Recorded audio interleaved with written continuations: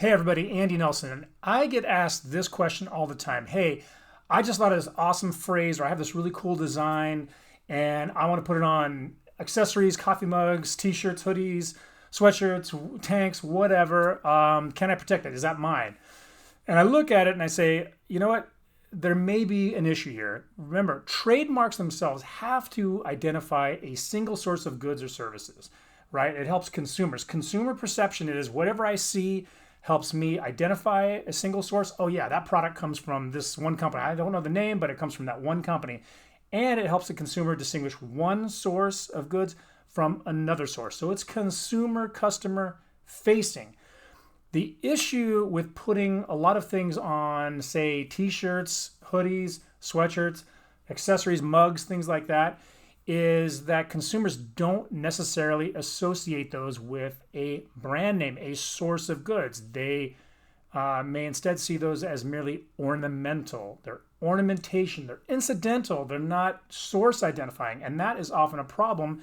And the bad news I have to break to a lot of folks when they have these great ideas, and they are great ideas. And some of you might be saying, wait a minute, Andy, I see brands that I know all the time have ornamentation across their shirt. Gap, I see Gap across a sweatshirt all the time. Yes, however, that's because the mark like that has already been used for a long time in many different ways. Before it was ornamentation. And here's what I'm good at. So when you're trying to fulfill that source identifying function so you can actually build rights in a trademark, think about how it is being used. How is a consumer going to perceive it? That is a way you might be able to correct a potential problem. So let's take apparel, for example. Where do you typically see a brand name or a brand design, for example, if it's a logo, being indicated or placed on a piece of apparel? It's usually in the neck, right? Neck label. It's often going to be small right here, not humongous here like ornamentation. Modernly, you see them on the sleeve right here, and sometimes you'll even see them behind the neck.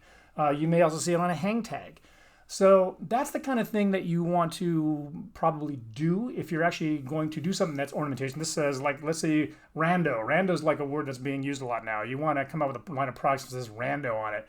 Maybe you're going to emblazon it across the front of the shirt, but you might also think about to try to build trademark rights, make the consumer realize it's not just ornamentation, but it's the brand name, is put it on the neck label, put it on the sleeve, not all these places, but one or more of them, behind the neck, on the tag, on the hang tag, if it has one.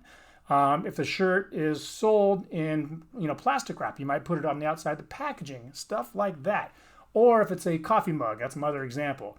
You may have it on the front. We see ornamentation on coffee mugs all the time, but where do you usually see the brand names or other brand indicators like logos? It's on the bottom, right? You often see it there. So you might do things like that. So if your idea is to ornament products, with large things, large typically means ornamentation. Smaller typically means brand or source identifying. So, and I get it, a lot of products sell because of the ornamentation on them, but if you want to try and protect them as brand names or other brand indicators like logos, those aren't names, but they are certainly trademarks. We live by logos. Think about other sorts of placements. Now, there's a lot more to this analysis, and each one is specific, each product is specific, but think about the consumer's perception. Would a consumer associate whatever I have on my product as a source identifier, trademark, or is it going to be mere ornamentation? If it's mere ornamentation, one, you're not really building trademark rights, or your trademark rights or your building effort is in jeopardy.